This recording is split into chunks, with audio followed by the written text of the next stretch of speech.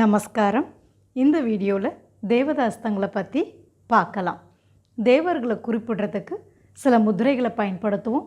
அதை தான் தேவதாஸ்தங்கள்னு சொல்லுவோம். மொத்தம் 16 தேவதாஸ்தங்கள் இருக்குது. ஒன்று ஒன்றா இப்போ பார்க்கலாம்.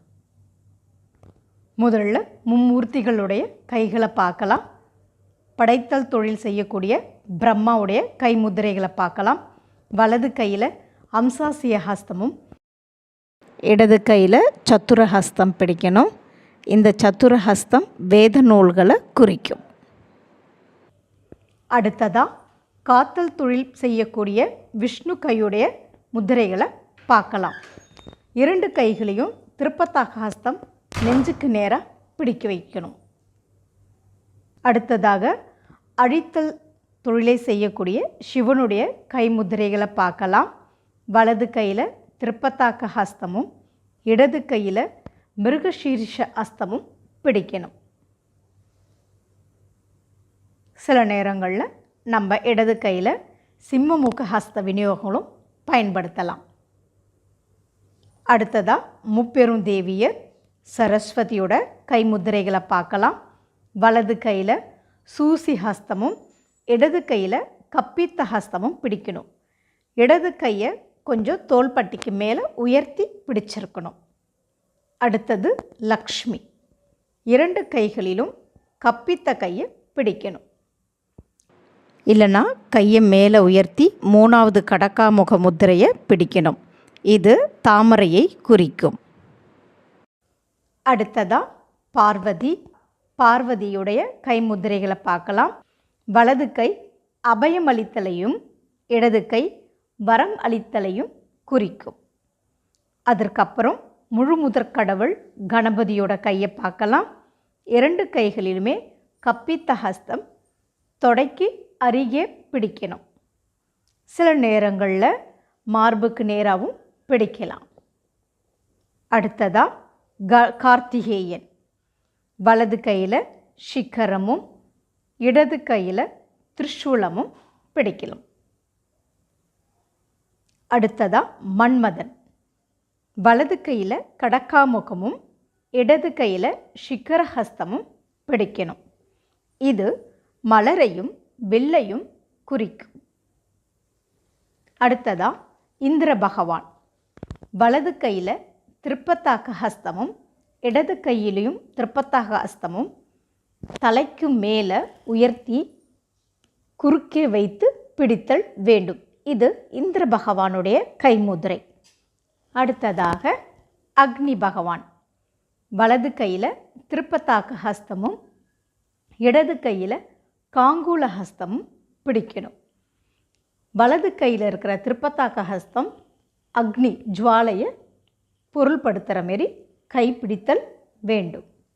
அடுத்ததாக யமன். வலது கையில் சூசியும் இடது கையில் பாசமும் பிடிச்சிருக்கணும். அடுத்ததாக நிறுத்தி. 8 திசைகளில் ஒரு கடவுள் தான் நிறுத்தி பகவான். முதல்ல கட்டுவாவை கையில் பிடிச்சதுக்கு அப்புறமா 2 கைகளையும் சக்கட ஹஸ்தத்தில் மாற்றி முகத்தின் 2 பக்கங்களையும் காட்டிய பிறகு வைத்தல் வேண்டும். இது நிறுத்தி பகவானுடைய கைமுதிரை. அடுத்ததாக வருண பகவான். மழைக்கு அதிபதி. வலது கையில் பதாகமும் இடது கையில் சிக்கர ஹஸ்தமும் பிடிக்கணும். வலது கையில் இருக்கிற பதாக ஹஸ்த முத்திரை மழையை காமிப்பது போல் நாம் செய்தல் வேண்டும். இது வருண பகவான். அடுத்ததாக வாயு பகவான். காற்றுக்கு அதிபதி. வலது கையில் அராளமும் இடது கையில் அர்த்த பதாகமும் பிடித்தல் வேண்டும். காற்று வருவதை போல் நாம் செய்து காட்டுதல் வேண்டும். இவை வாயு பகவானுடைய கைமுதிரையை குறிக்கும். அடுத்ததாக குபேர பகவான். நிதிபதி. செல்வத்திற்கெல்லாம் அதிபதியாக விளங்கக்கூடியவன் குபேர பகவான்.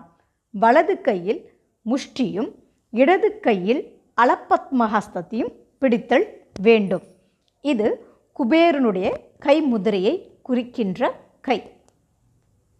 இப்பொழுது எல்லா தேவதாஸ்தங்களையும் ஒன்றா சேர்த்து பார்க்கலாம். முதல்ல பிரம்மா, விஷ்ணு, சிவன், சரஸ்வதி, லக்ஷ்மி, பார்வதி, கணபதி, கார்த்திகேயன், மன்மதன், இந்திரன், அக்னிதேவன், யமன், நிருத்தி, வருண பகவான், வாயு பகவான்,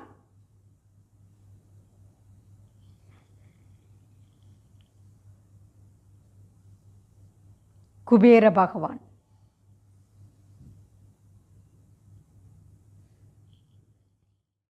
இந்த வீடியோ உங்களுக்கு ரொம்ப யூஸ்ஃபுல்லாக இருக்கும்னு நினைக்கிறேன். லைக் பண்ணி ஷேர் பண்ணி மறக்காமல் எங்கள் யூடியூப் சேனலை சப்ஸ்கிரைப் பண்ணுங்கள். தேங்க்யூ.